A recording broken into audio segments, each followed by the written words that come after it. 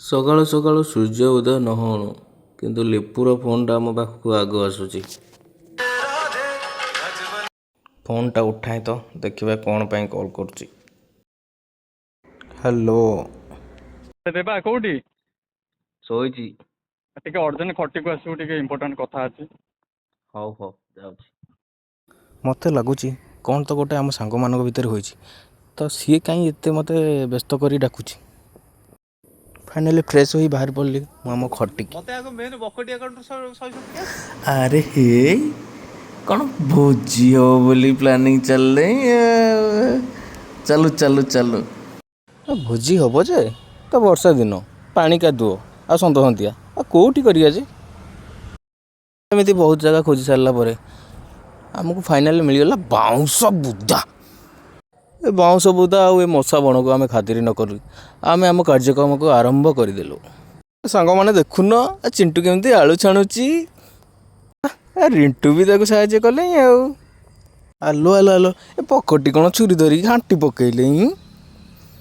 ସବୁ ରୋଷେଇଆ ତ ଆମ ଭିତରେ ଅଛନ୍ତି, ଆମେ କାହିଁ କେଉଁ ରେଷ୍ଟୁରାଣ୍ଟ କି ଆଉ ହୋଟେଲକୁ ଯିବୁ ଖାଇବାକୁ? ବା ପିଆଜଟା ବା ପାକି ଗଲେ, ଆଉ ଚିକେନଟା ଆଣିକି ପକଉନ, ଦିନ 2ଟା ହେଲେ କେତେବେଳେ ଖାଇବା ବା?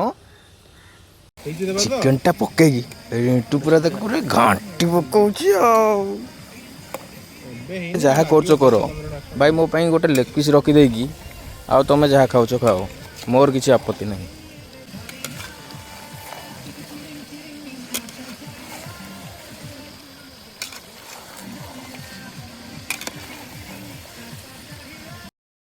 ତାକୁ ତମ ବୁଲଉଛ ରହିପାରିବନି।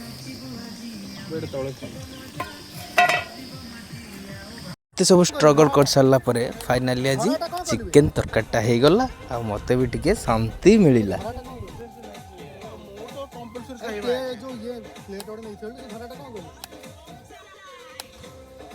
ସାଙ୍ଗମାନେ ଦେଖୁନ ଲିପୁ ଆମର କେମିତି କାକୁଡ଼ି କାଟି ଯାଉଛି। ଇରେ ବାପ,